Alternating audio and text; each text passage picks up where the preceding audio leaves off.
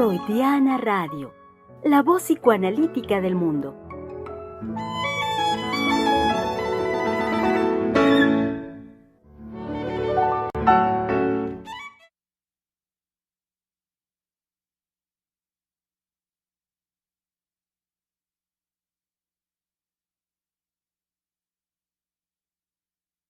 Bienvenidos, estamos, ya lo habrán notado, estamos en vivo, completamente en vivo, saludándolos desde su espacio de la conversación Freudiana Radio, la voz psicoanalítica del mundo. Y pues dando continuidad a lo que ya la semana anterior la doctora Heiser nos indicaba al respecto de dedicar este mes de una manera muy particular a la conversación sobre qué es el psicoanálisis. En el mes patrio, en el mes donde de fondo es una convocatoria justamente a enaltecer, a recuperar nuestros principios, valores como mexicanos. Qué mejor que en ese contexto la doctora Heiser nos convoca, pues yo lo diría, a recuperar justamente también principios y valores al respecto de qué es el psicoanálisis. La semana anterior dábamos inicio con el tema propuesto por la doctora, que era los decires de qué es el psicoanálisis. Y dentro del contexto en el siglo XXI, nos venía muy bien tomar la línea que ahora se habla mucho al respecto de las fake news.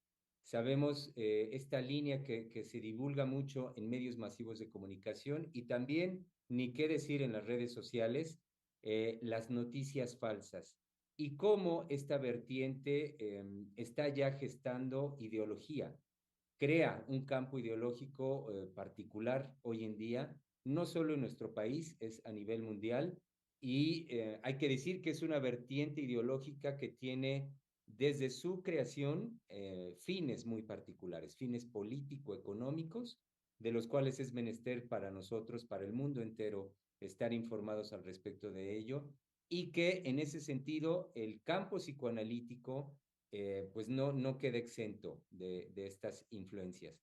Entonces, las fake news, las noticias falsas, es una vertiente que nos sirve muy bien para adentrarnos en lo propuesto por la doctora, los decires de qué es el psicoanálisis. Y en esa línea, pues bueno, entrar de lleno en esta conversación, para nosotros fundamental de dar cuenta de qué es el psicoanálisis. Hoy que es lunes, tradicionalmente saben ustedes que el lunes es el espacio de tres mujeres psicoanalistas, hablando de la vida cotidiana, que hoy, más allá de tres mujeres, es el grupo, buena parte del grupo del Centro de Investigación y Estudios Lacanianos, encabezados, por supuesto, por la doctora Heiser, quienes estamos el día de hoy acá. Los nombro y presento al último a nuestra querida doctora. Estamos acá, la doctora Patricia Aguilar, nuestra colega Giselle Mendoza, Anabela Solano, Misael Montes de Oca, Ivette, recuérdame su apellido, Ivette. Ivette Peval está acá con nosotros también, Gabriela Dartis. Y Camila. Camila, claro que sí, nos acompaña Camila. eh, Germán López Díaz, perdón que suelo omitir mi nombre, me presento. En los controles está nuestra colega Mayra González y recibimos con mucho cariño, está aquí con nosotros, a la directora del Centro de Investigación y Estudios Lacanianos, nuestra querida doctora Silvia Heiser. Pues aquí estoy y estoy muy contenta, realmente me siento muy acogida, muy acompañada por mis colegas y sobre todo por este compromiso en el mes patrio. Si bien nosotros festejamos el grito de independencia, ¿sí? No es posible que tanto que ha acontecido desde que Freud descubre el inconsciente y que se crea la posibilidad de un método, de un procedimiento tan particular, tan único, tan especial como el que él fue capaz de crear, no es posible que en el mes patrio, que definitivamente el psicoanálisis permea desde hace mucho tiempo la vida cotidiana de los seres humanos y que siempre ha sido vituperado en México, desconocido fuertemente, luchas entre las diferentes instituciones, el odio, digamos, entre los colegas, la descalificación, todo eso, pero sin embargo, hay algo que hace sobrevivir al psicoanálisis mismo y que ciertamente es la fuerza indudablemente que desarrolla en cada uno de los que sostenemos el psicoanálisis sin tantas y tantas y tantas vicisitudes, aunque las sufrimos, aunque las padecemos. Pero el psicoanálisis persiste precisamente por lo que tiene que ver con nuestra vida emocional, con nuestra vida psíquica. Y de eso hablaremos ahora. Pero como tenemos una colega que tiene que salir corriendo para ir a recoger a su niño, a su niña, ¿sí? Entonces le daré la palabra en cuanto a lo que ella había traído, ¿sí? Preparado para comentarnos lo que había encontrado en una desilusión, en una desilusión afectiva, pero escúchenla mejor a ellos, a ella, ¿sí? En una desilusión afectiva de por qué el psicoanálisis en México se había ponchado, ¿sí? No, por favor, esas son las noticias falsas. Adelante, se me fue su nombre. Ivette, adelante, Ivette. Sí, doctora, claro que sí. Pues muy buenas tardes a todos los radioescuchas. Bueno, me encontré en internet justamente con una de estas noticias falsas. Una vez que revisándola me doy cuenta que lo que venía en esta información no correspondía a lo que realmente ha sido la historia del psicoanálisis en México. En esta noticia nos comentaba esta persona que la escribe que si bien a mediados de los años 50, cuando empieza a tener, digamos, como presencia e interés el psicoanálisis en México, empieza a digamos, Declinar, a declinar, ¿no? Ajá, justamente esa fascinación por algunos literatos, por algunos artistas sobre el psicoanálisis, y empieza a declinar porque, según esta persona que hace esta noticia, que escribe esta noticia, llega a México el psicoanálisis lacaniano por parte de los argentinos, y entonces en esta jerga lacaniana, los mexicanos empiezan a sentirse excluidos por no entender, ¿no? Justamente lo que es el psicoanálisis. Entonces, sí, como lo comentaba hace un momento la doctora, viene un ponchamiento, una desilusión, ¿no? De lo que... Es lo que dice este caballero. Es lo que dice esta persona. Es lo que dice, pero ¿cómo se llama él? Félix, se llama José Félix Zavala. Ok, este hombre, sí, románticamente, porque tenemos que decir algo, le echa la culpa a la jerga lacaniana, ¿sí? Y que eso fue lo que desinfló el entusiasmo de los psicoanalistas mexicanos. Por Dios, miren, yo tengo 83 años y desde muy pequeña, o sea, muy joven, sí, he estado en contacto con las dos instituciones más renombradas de nuestro país, que es la Asociación Psicoanalítica de México, que pertenece a la internacional, ¿sí? Y lo que se llamó las viudas de Freud. Era otra, era otra institución creada, fundada por un grupo de mujeres, pero indudablemente las mujeres que eran dueñas de esta institución eran judías y habían salido echadas de alguna manera de APM, de la Asociación Psicoanalítica de México, como en algunos momentos críticos de la historia del psicoanálisis en México, se echaron a mujeres que consideraban los psicoanalistas de APM que no estaban suficientemente preparadas como para darles el reconocimiento, porque no hay títulos, el reconocimiento de psicoanalistas de la institución. Bueno, no es posible. No es posible que la garra, que la fuerza, que definitivamente lo que construye el psicoanálisis en un ser humano, bueno, claro, cuando está expuesto a la verdad de lo que el psicoanálisis freudiano y no lacaniano, sino a la verdad que el psicoanálisis freudiano, ¿sí? Gesta para el mundo. Voy a decir lo que a mí me conmueve precisamente de esto. Es Freud el que dice, el ser humano no está regido por la razón, está regido por sus pensamientos inconscientes.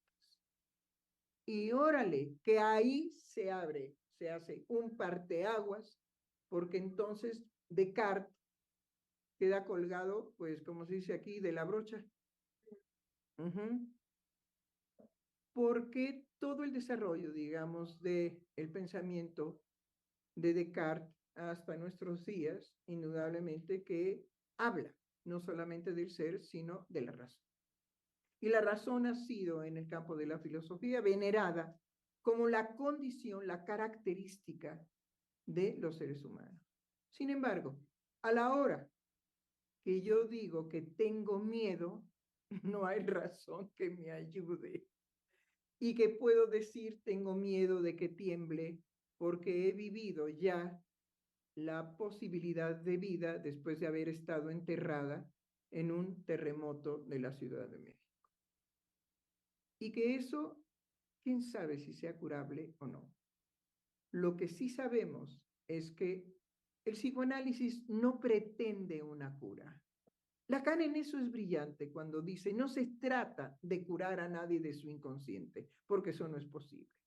Pero sí es posible la dirección de una cura cuando un ser humano presenta a la escucha analítica del analista su sufrimiento.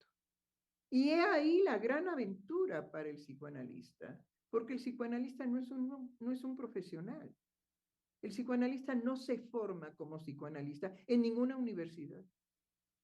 Porque en el momento, digamos, en que el psicoanálisis se convierta en una profesión, ahí sí creo que no va a ser la jerga lacaniana la que nos va a desinflar el Estado. Pero para eso necesitamos decir que no estamos en contra del Estado, ni de las reglas del Estado, ni de lo que tiene que salvaguardar el Estado. Es la complejidad del objeto freudiano lo que no permite que el psicoanálisis esté en la universidad como para formar psicoanalistas, puede estar en la universidad hablando del psicoanálisis. Pues es un ámbito abierto para el saber, para el pensar, pero el psicoanálisis no se puede reducir al pensar y al saber, porque precisamente hay un saber inconsciente. Bueno, cedo la palabra a mi querido colega, ¿cómo se llama usted? Misael Montes de Oca.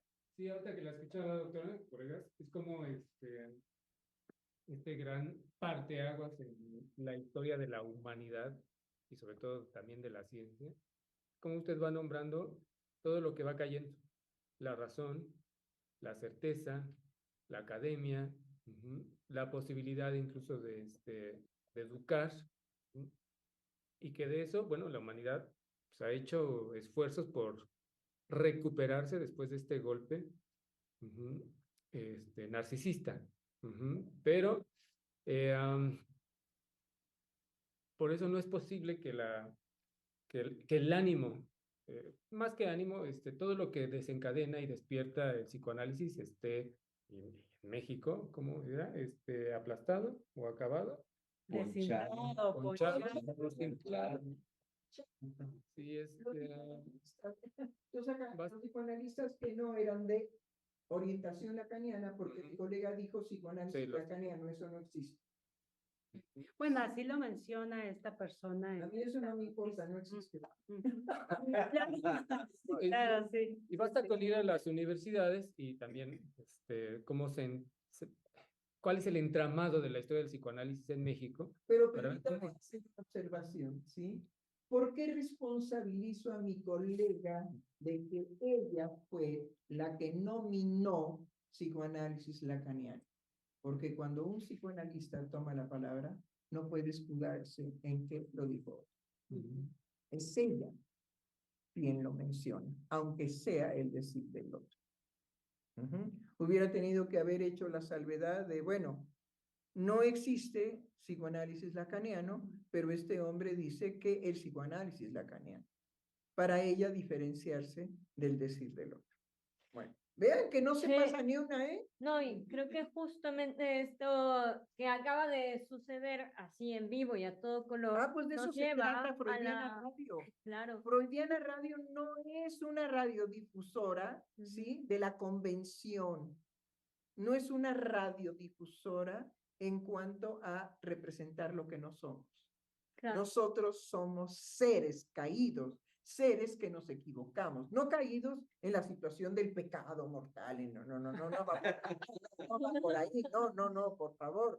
¿Sí? Si hay algo que el Centro de Investigación y Estudios Lacanianos tiene y favorece, y estamos muy orgullosos de que eso se dé, es la alegría, el gusto, el entusiasmo, ¿sí? Que tiene toda la gente del centro. Y es una característica del centro. Bueno, adelante. Claro, creo que justo esto de lo que se favorece en vivo tiene que ver con el sentido más profundo de Freudiana Radio, es decir, cómo concebir una radio freudiana. Es aquella que va a tomar el toro por los cuernos Como venga. en el momento en que se presenta. Así es. Y creo que lo que se ha estado bordeando al respecto de el psicoanálisis en eso que le permite no ser aprehensible ni sometible ni a ninguna situación académica, a una situación de estado, pero justo como lo aclara la doctora Heiser, que no se entienda eso como estar en contra, sino porque simplemente su naturaleza misma le demanda al analista esto, la atención permanente para estar a la casa del evento psíquico que no puede dejar pasar, ¿no? Que va a señalar, a subrayar como aquello en donde el otro no se puede quedar oculto en cuanto a la manifestación de sus emociones, de sus afectos, de sus actos. Pero sobre todo hay una cosa muy importante, ¿sí? Muy, muy importante, ¿sí? Cuando yo le digo a mi colega, no me importa, ¿sí? Es precisamente para ponerle un límite a que no se escude Claro. por temor a ser exhibida en un equívoco. No, Claro. que sostenga que se equivocó. Esa es la fuerza del analista. Claro. Que pueda sostener su falta, que pueda sostener su equívoco, que pueda sostener su fragilidad, que no sea un estúpido que cree que no está castrado. No, estamos bien castrados. Y nos podemos equivocar, no una sola vez en la vida, muchas veces en la vida. Pero precisamente lo que hace la ética del analista es que se hace cargo de sus equívocos, que le apena, que le duele, que le golpea narcisísticamente, sí, bueno, pero por Dios. Entonces, ¿qué fragilidad tendría un psicoanalista que no puede soportar un fregadazo narcisista frente a la conflictiva tan terrible de los seres humanos, que son capaces de crear los seres humanos? Entonces, sí, por ahí va. Sí, doctora. ¿Cómo precisamente esa es nuestra responsabilidad como psicoanalistas del Centro de Investigación y Estudios Lacanianos? ¿Cuál? Que nuestro decir lo sostenemos y si nos equivocamos, hacer de ello no una sumisión, sino realmente una creación de ese equívoco. Yo ahorita recuerdo en el ámbito de la criminología, cómo el psicoanálisis ha tenido mella, ¿sí? Sobre todo en el criminólogo muy importante, el licenciado Carrancá, cómo él en su práctica al respecto, no nada más de castigar el delito, sino al delincuente, cómo él señala, escuchen al delincuente. Y eso es enseñanza de Freud, porque él leyó a Freud, porque él le escribió a Freud y Freud le contestó en 1934 a él. La importancia de escuchar y de ponerse, como bien lo señala la doctora Heiser, que uno está castrado, que uno no tiene todo el saber y que en el psicoanálisis tampoco se trata de un saber académico, sino lo que uno vive en el psicoanálisis, en el propio en la formación y con los propios analistas, ¿sí? En que un analista a un psicoanalista lo puede voltear al revés y hay de él que pueda sostenerse o no. Es decir, cuál ha sido su participación para que ese analizante se dé esa oportunidad de destruirlo. Si uno reconoce esa participación como analista, es decir, la descolocación de uno como analista, y hay sus consecuencias. Y claro, creo que la doctora, como de costumbre, toca unos puntos muy álgidos y hay que tener estómago para no perder la felicidad y la alegría, aunque tenemos que hacernos cargo de lo peor. De lo peor de nosotros cuando nos analizamos, nos tenemos que hacer cargo. Y nos tenemos que hacer cargo de lo peor de los seres humanos que acuden en un sufrimiento desorganizante de su vida, que acuden a ser escuchados por un analista. Por eso no podemos seguir creyendo que el devenir analista, sí, por eso no es una profesión, porque el analista nunca se recibe de analista. El analista está permanentemente deviniendo con cada analizante, con cada situación que le toca vivir, con su familia si es que tiene, con sus hijos si es que los tiene, o con su soledad, porque también hay muchos psicoanalistas que no se casan, que no tienen hijos, inclusive, ¿sí? Que deciden que su vida sea dedicada, como en el caso de los monasterios, al psicoanálisis, y entonces muchas veces toman esas decisiones de, no, la familia a mí me ocuparía mucho tiempo y no podría yo dedicar toda mi vida, todo mi tiempo al psicoanálisis. Alguien que pudo hacerlo con 6 hijos, bueno, fue Freud, pero yo creo que Freud, por el temor que tenía siempre de contagiarse de sífilis, y cuántos hombres no en su época murieron de sífilis, entre ellos Nietzsche, ¿sí?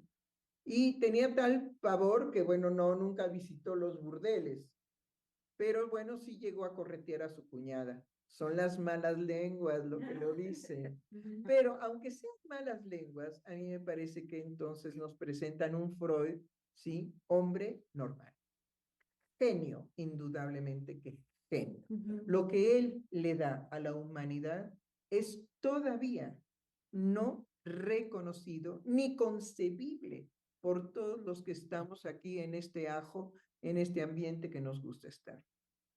Es de una dimensión tal que indudablemente hay que reconocer el quehacer y el trabajo que hizo Lacan para volver a poner el psicoanálisis en el lugar que le corresponde dentro de la cultura.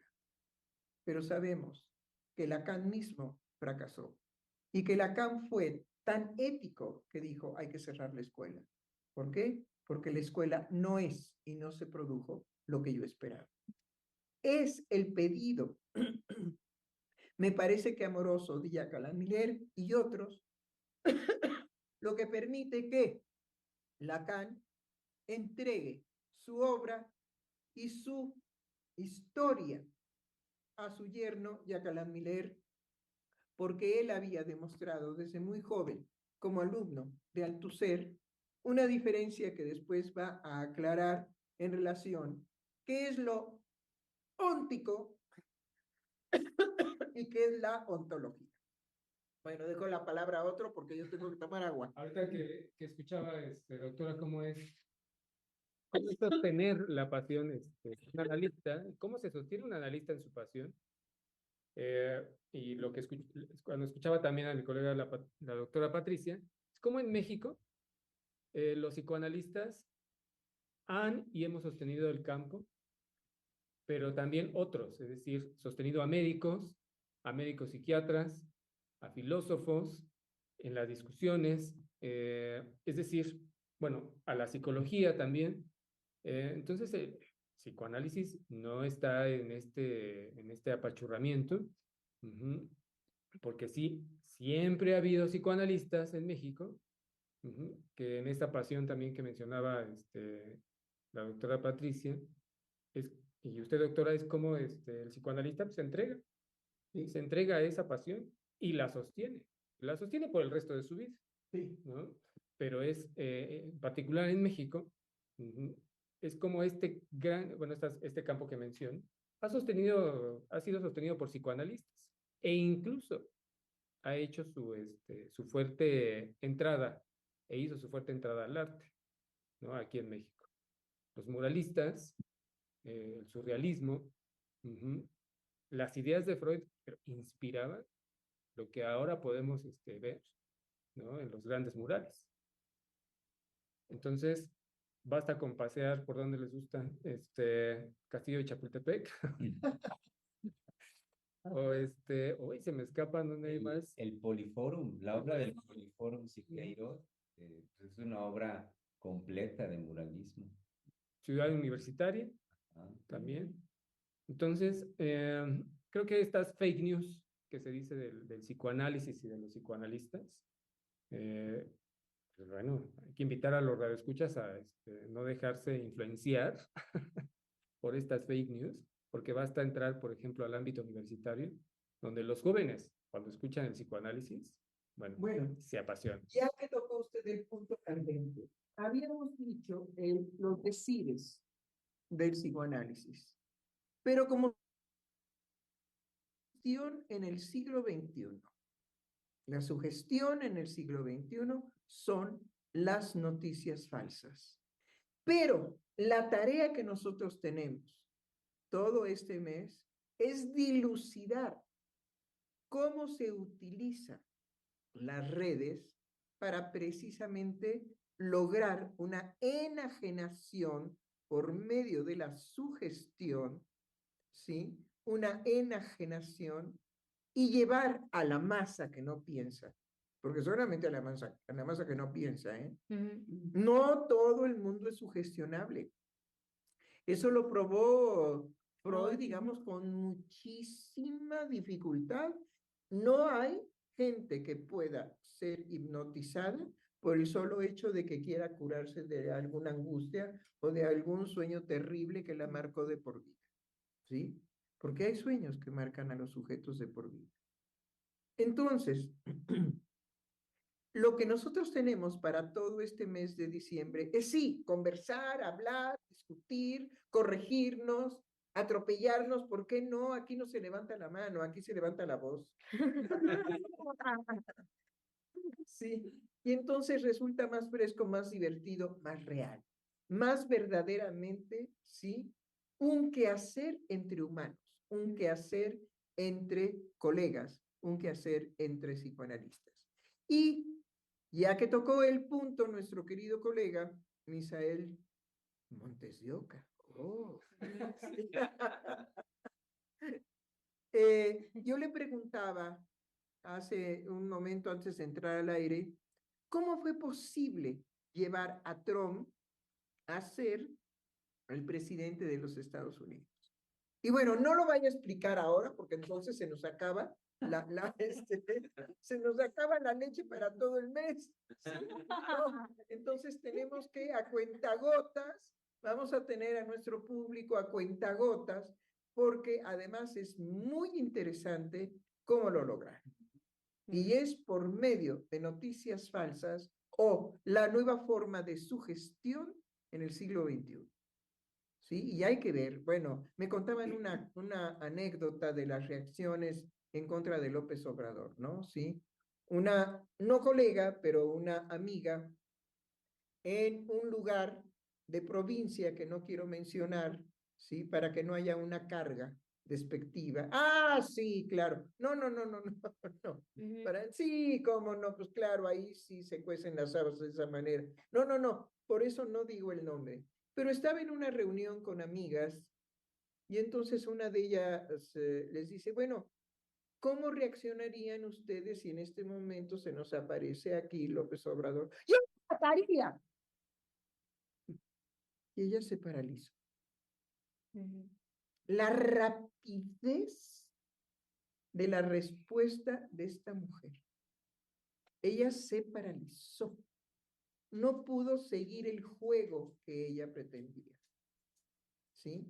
Y fue esa expresión lo que terminó, digamos, la reunión porque esta amiga mía se levanta y dice, ¿saben qué? Estoy muy impactada. Yo me retiro en este momento, nos hablaremos para la próxima reunión. Se levantó y se fue.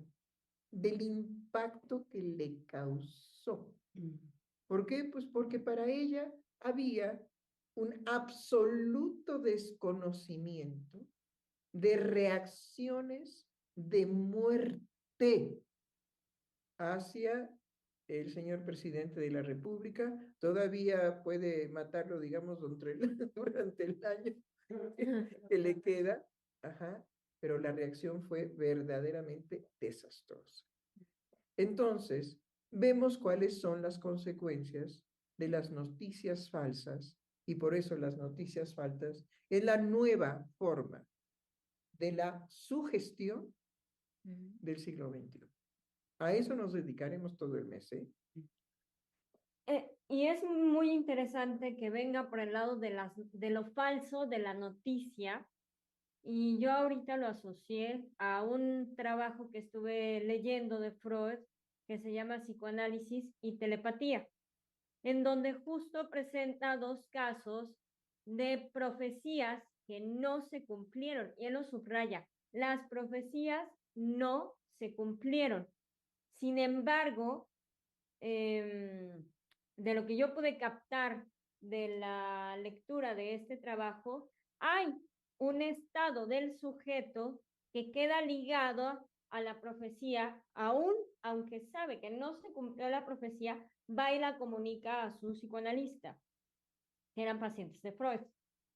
Y hay un momento, bueno, un caso es el de un hombre que amaba profundamente a su hermana desde muy temprana edad, incluso llegaron a decirse que por qué no se casaban, y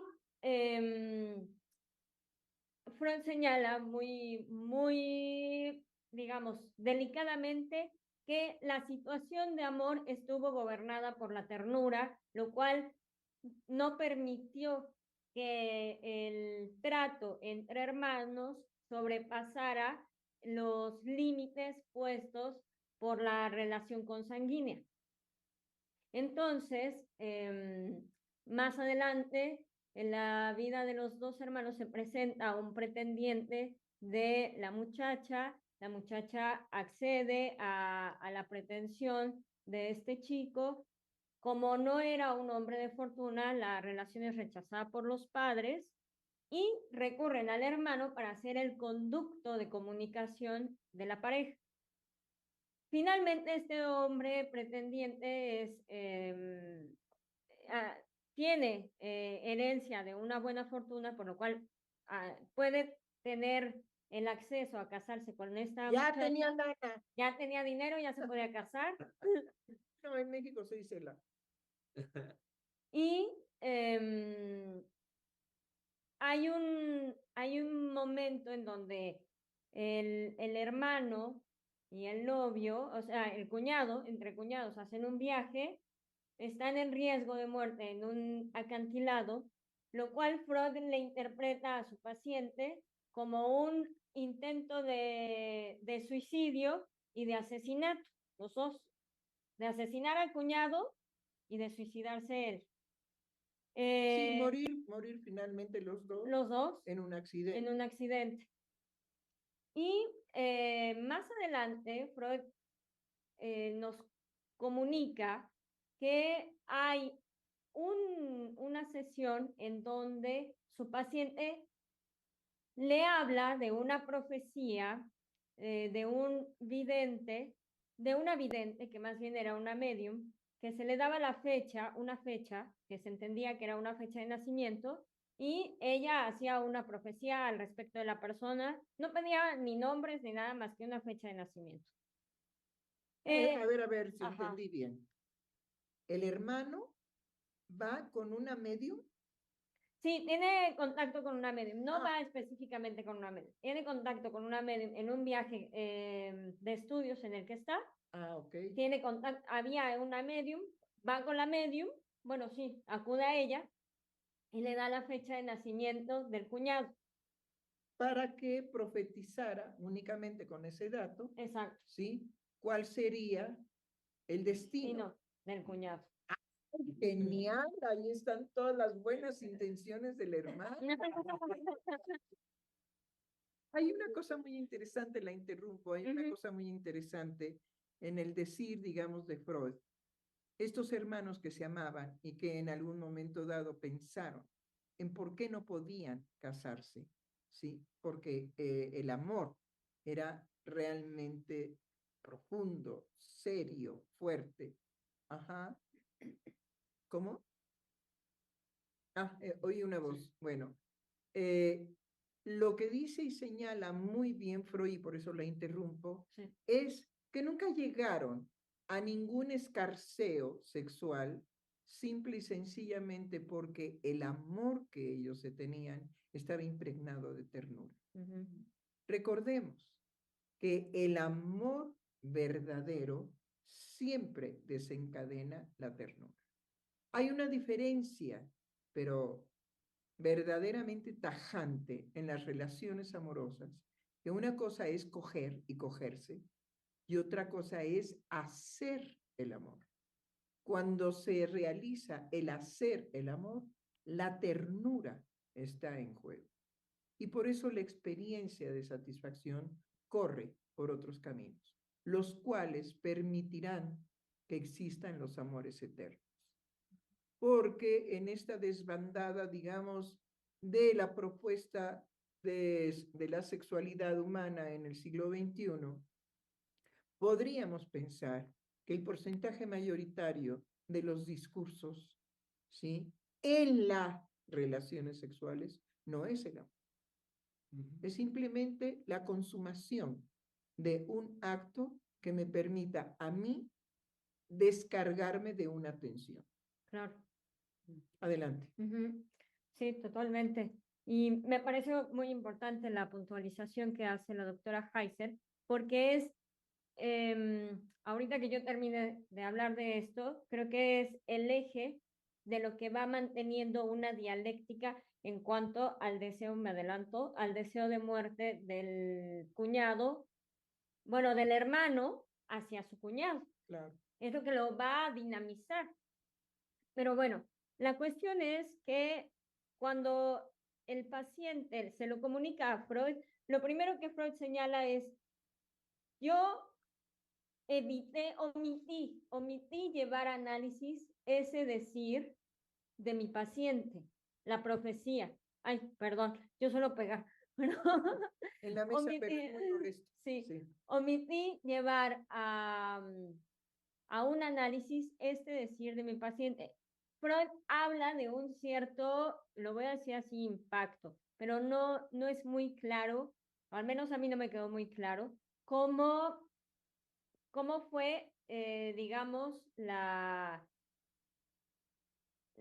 postura de Freud en cuanto a sostener un escepticismo benevolente que él siempre va manteniendo, digamos, frente a los eventos Inexplicables Ujú. ni por la ciencia ni por el psicoanálisis, Exacto, pero sucede, pero sucede. se dan. Ujú. Entonces, también hay que decir un señalamiento del descubrimiento en Lacan. El lenguaje no alcanza, Claro, ¿sí? claro. Entonces, no es posible reducir toda la metapsicología freudiana a lo que él pretendió, digamos, llevarla para que tuviera un estatus de ciencia, al poder del lenguaje. No, Exacto. no se puede. Hay cosas que suceden y que no se pueden ni explicar ni verbalizar, sino simplemente vivirlas. Por supuesto. Y bueno, finalmente la profecía era que cuando él da la fecha a la vidente le dice que esa persona va a tener una muerte por Infección. envenenamiento por comer langostas y ostras. No, langostas u ostras. Entonces, cuando el paciente le comunica esto a Freud, le dice, realmente él estuvo en riesgo de muerte. y fue por un envenenamiento, o sea, sí tuvo el envenenamiento por haber comido langostas y ostras, comió los dos, y eso lo llevó a estar enfermo y en un riesgo de muerte. Y lo que señala Freud con eso es que el sujeto queda en una espera de que el evento se dé, es decir, que se muera su cuñado por envenenamiento de haber comido langostas y ostras. Pero retomo la puntualización que nos hace la doctora Heiser al respecto de la ternura, porque en dos ocasiones, digamos, en donde se manifiesta la intensidad del deseo de muerte hacia el cuñado, no se cumple y sin embargo, o sea, está la dinámica entre que no se cumpla y se cumpla ese deseo de muerte. Ahora, lo que a mí me llama la atención, porque ahorita me quedé pensando en cuanto a que, ¿qué es lo que puede hacer que un sujeto, ¿cómo decirlo? Porque la palabra que me viene es, quede como en una situación de que la profecía se cumplió, aunque eso no está verbalizado? Porque no hay tiempo, querida. Ah, Porque no hay una unidad de tiempo en la expectativa, digamos, del hermano. Entonces, no se han cumplido los dos eventos en donde él, digamos, pues, ¿cómo le diremos? Porque no es todavía su cuñado, sino el contrincante en amores, se muera. Pero lo que no desaparece es que aunque no se cumpla la profecía, aunque ese evento de la medium, que con solo la fecha de nacimiento puede predecir el futuro de una persona que bueno, ella jamás conocerá, no ni siquiera necesita el nombre ni nada, la fecha de nacimiento, ¿sí? Yo creo que debe de traer una computadora muy especial, que así como llevaron a Trump a la presidencia, a esta le daban, digamos, los tips de las profecías, ¿no? Bueno, no hay que burlarse de la magia hay que tenerle siempre respeto. claro. Entonces, el estado creo que en el que queda precisamente el hermano es cómo mantener el amor hacia la hermana habiendo una presencia de un hombre con el cual sí se va a llevar a cabo un deseo dicho de por qué no nos podemos casar. La hermana se va a casar con ese hombre. Y él estará suspendido esperando a que ese hombre en algún momento se muera. Porque ¿qué es lo que se le devela, digamos, al hermano? Que la intimidad sexual se va a llevar a cabo y la ternura, el amor de ternura del hermano hacia su hermana sería del orden de la violencia. Es decir, por eso también el deseo de muerte al cuñado. Claro. Y había otra cosa que ayer yo le comentaba, bueno, ayer que le comentaba esta lectura que había hecho, usted me señaló, y fue que la misma ternura hacia la hermana hace que el deseo permanezca, pone un límite al deseo de muerte, es decir, a que se sostenga insatisfecho. Claro. Como incumplir. Pero por la misma ternura. Por la misma ternura. Que tiene el hermano hacia su hermano. Pero lo que no se modificó fue el deseo de muerte hacia ese contrincante en amor. Pero también hay que decir, ¿por qué? Pues porque para él va a ser terrible el que piense en la unión sexual de su hermana con ese hombre. Y eso es inevitable. Claro. Y bueno, sin que sea un traslado chato, pero sí no dejo de tener en cuenta la cuestión de cómo operan las noticias falsas, porque en la gente que ha hablado al respecto de este fenómeno, ¿no? De convocar a la masa para, ya sea para levantar a un prospecto de presidente, como fue el caso de Trump, o para querer derrocar el proyecto que ha construido, que ha cimentado López Obrador en México. La corriente es acudir, digamos, a lo más, no es a lo más fino, sino a lo más crudo, digamos, a la movilización más cruda de los afectos de muerte al otro que existen de manera natural, pienso, en el ser humano, pero que, bueno, me estoy perdiendo un poco, pero Bueno, finalmente, ¿qué es lo que quiere señalar? el cómo, bueno, es que se me agolparon muchas cosas, porque ahorita que habló de la ternura, como ese límite que va a establecer en el deseo de muerte hacia el cuñado, Sí, ajá, la ternura de la hermana, pensé de repente, con razón, aunque se ha hecho una propaganda del amor como enajenante, como aquello que te lleva al sinsentido, a la sin razón y por ello al fracaso de tu vida amorosa, aunque no se ha dicho así, dije, claro, ahorita cobró para mí un sentido toda esta convocatoria que ha hecho usted al respecto de hablemos del amor. así es que es necesarísimo, digamos, en este desgarre, porque ha habido un desgarre desde la mitad del siglo XX y lo que va, digamos, del 23, hay un desgarre en relación a que teniendo los sentimientos de amar y de ser amado, porque esos no se borran, ¿sí? No encuentran una expresión en la actividad social actual. Sí. No hay espacio para el amor, entonces hay que hablar del amor. Sí, bueno, pero a ver. Ya me caché. Sí. Buenas tardes. No, ¿cómo buenas tardes? Quería saludar porque hace mucho que yo no participaba en Freudiana Radio. Bueno, La entonces. última vez que participé fue en otro lugar desde Avenida 5. Entonces, Ok. por eso quise saludar. Ay, qué linda. Hablando del amor, a mí lo que he evidenciado en el psicoanálisis es haber podido ir construyendo una vida diferente a la que yo originalmente tenía.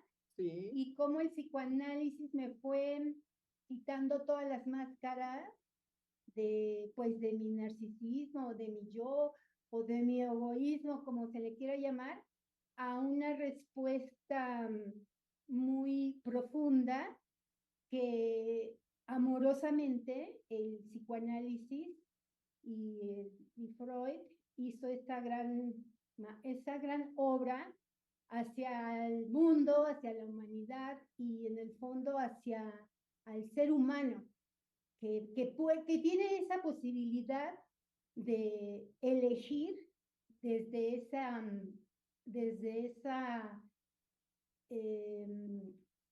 esa pues angustia o malestar o algo que a veces uno no se entiende ni se conoce. Eso también me ha dejado estar inmersa aquí en el Centro de Investigación y Estudios Lacanianos y conocer qué es a fondo, qué ha dejado el psicoanálisis en la humanidad, a conocer este lugar que es único, el Centro de Investigación y Estudios Lacanianos en México. Y pues yo me atrevo a decir que en el mundo entero, por todo lo que hemos estado profundizando en cómo nace el psicoanálisis y qué es todavía en la actualidad, porque en esas posturas de descalificar que el psicoanálisis ya no existe, que ya fue de hace mucho tiempo, y todas esas noticias falsas o comentarios es para, pues para degradar a una obra que actualmente es vivenciada y también permite, dentro de este siglo XXI, enfrentar todo lo que nos está tocando ver y vivir, pero tener una postura y un lugar diferente para enfrentarlo con fuerza, ¿no? Con esa fuerza que tiene el psicoanálisis y los analistas también.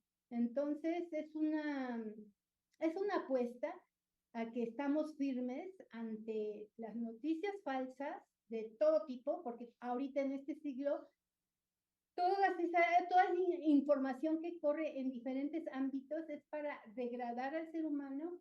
No, sí, es que Y ahora... para quitarle el amor y para ponerlo en guerra con él mismo y después con los demás. Y todo lo que estamos viendo, hay una posibilidad de salir de ahí, más bien no colocarse ahí y poder hacer algo diferente, aunque la guerra contra el ser humano esté a estos niveles. Es lo que yo podría decir del psicoanálisis y de la gran obra de Freud. Pues es mucho, definitivamente es mucho porque es conmovedor. El poder, digamos, escuchar cómo puede la experiencia analítica en un ámbito en donde hay, digamos, otros que acompañan, que me abrazan, que me escuchan, que me ven, que son mis colegas, y que definitivamente ese ambiente se gesta en el Centro de Investigación y Estudios Lacanianos, porque de otra manera este centro no podría existir. No es un centro que promueva la difusión del psicoanálisis por un método, digamos, de vida. O sea, estoy hablando del dinero que puede dejar el crear un centro, ¿sí?, en donde se formen analistas y que deja muchos recursos económicos. No es ese tipo de centro. Es un centro en donde siempre se pensó que podría construirse precisamente en esa directriz amorosa que el psicoanálisis nos produce, que el psicoanálisis nos da, que el psicoanálisis nos hereda. Sí, Gaby, ¿quieres participar? Sí, he estado pues pensando todo lo que se va trabajando ahorita en el programa y me hicieron evocar ciertas vivencias a partir justamente de las noticias falsas, en donde yo descubro que algo que tocan es una violencia feroz.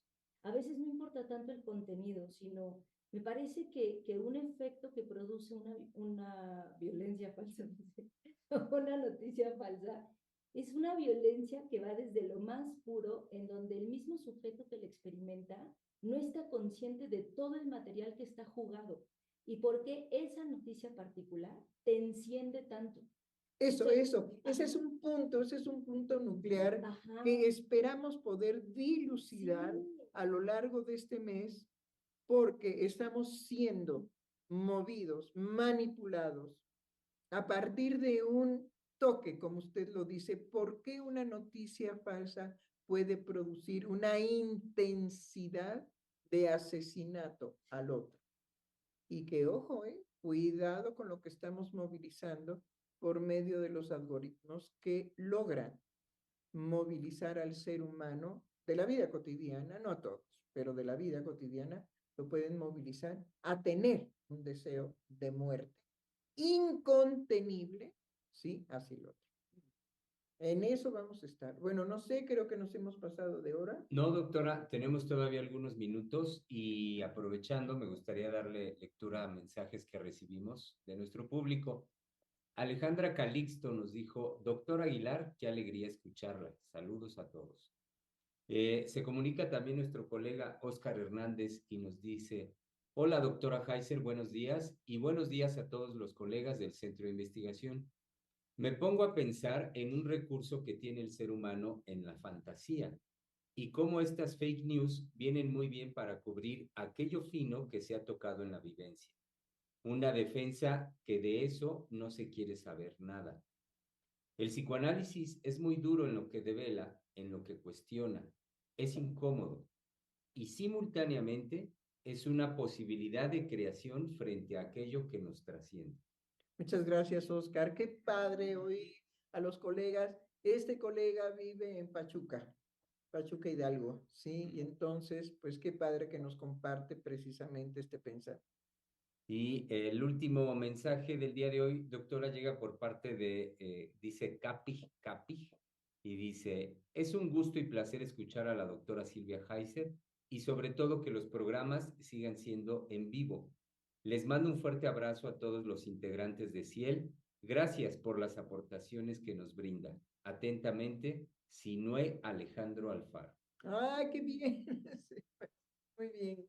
Qué lindo escuchar, digamos, porque todos los seres humanos necesitamos que se nos reconforte cariñosamente y no sentir, digamos, ese vacío, que debe también, digamos, templarnos, ¿no? Templarnos, porque sabemos por todo lo que tuvo que pasar Freud y sin embargo nunca se doblegó, nunca dijo, bueno, ya, basta de todas las injurias y de todas las críticas, todos los insultos que fueron dirigidos a él. Lo que se dijo de Freud es verdaderamente deleznable. Pero ahora estamos como muy acostumbrados a escuchar esa forma tan descarnada de tratar, ¿sí?, a cualquier ser humano en la actualidad. Principalmente hemos estado viviendo no solamente en la pandemia, sino hemos estado viviendo en todos los insultos, agresiones, trampas, etcétera, que le han puesto al proyecto de López Obrador. Bueno, malo, regular, no regular, simplemente es un hombre que se comprometió con realizar un proyecto de nación para este país que estaba verdaderamente en la desgracia, porque se había vendido al extranjero de una manera como nunca, él lo dijo, como nunca hubiese ocurrido anteriormente. Entonces, el que él tenga un proyecto de nación y que todo eso esté lleno permanentemente de odio, de descrédito, carajo, es verdaderamente tener que soportar, ¿sí?, que lo que desencadena un bien sea una furia de ese tamaño. Sí. Pero claro, es ahí cómo se distorsiona el proyecto de nación de este hombre, aunque ha escrito sus libros, ¿sí?, cómo se deforma y cómo la gente necesita leer que se deforma. Ahí vamos a incurrir, Gaby querida, ¿sí? En ese punto, ¿cómo es posible que despierten esa intensidad de querer matar al otro por una noticia falsa? ¿Sí? Muy interesante, muy padre. Bueno, ¿podríamos despedirnos, ir cerrando? Claro que sí, doctora. Bueno, con muy mucho bien, usted gusto. no ha dicho mucho. Pensaba en relación a lo que ahorita nos dice, doctora. Yo lo quiero decir de esta manera, que su transmisión, que la trascendencia misma también del psicoanálisis, en lo que Freud brinda a la humanidad, toque a sujetos tan importantes como, ya lo ha dicho usted, como nuestro presidente y presidentes de otras naciones, que por decir justamente lo que están diciendo y sostienen, se vuelven foco de esta dinámica de las noticias falsas. Y cómo no. Particularmente creo que es interesante poder escuchar las palabras tanto de nuestro presidente López Obrador como del presidente de Colombia, ahora en el encuentro que tuvieron el fin de semana. Son muy puntuales los dos en señalar la urgencia en nuestro tiempo del amor, de cuánta falta nos hace el amor. Muy puntualmente el presidente Petro de Colombia, sí, es muy bello por cómo dice que el antídoto ante la situación, ante la crisis del fentanilo a nivel mundial es el amor. Entonces, escuchar a estos dos líderes y que son una vertiente pequeña, lo sabemos en el mundo, sí, pero urgente como una vertiente de resistencia ante esta dinámica de las noticias falsas que están impulsadas por los intereses económicos, pues hay que darles lugar, hay que repetirlo, hay que discutir al respecto de ello, y que, como usted nos lo dice de toda la vida, como es su transmisión, seamos sujetos que vivamos en el amor. Sí, es urgente.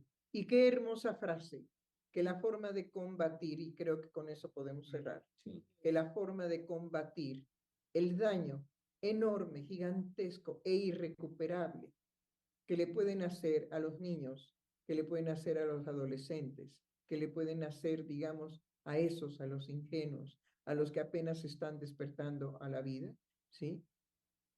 Que el recurso más efectivo sea el amor de los padres a sus hijos, el amor de los ciudadanos a la patria. Que el 15 de septiembre volvamos a gritar ¡Viva México! Porque de verdad tenemos la convicción de que eso es lo que queremos. Y eso es amor. ¡Viva México! Eso es amor.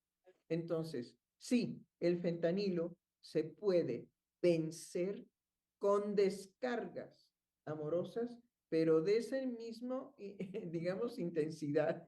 Entonces, vayamos en pos de eso. Hablemos del amor, hablemos del fentanilo, hablemos de los abusos sexuales, hablemos de las tragedias, digamos, como son las guerras, hablemos de todo eso, pero hablemos también de que hay una cura y hay una solución, el amor. Muchas gracias.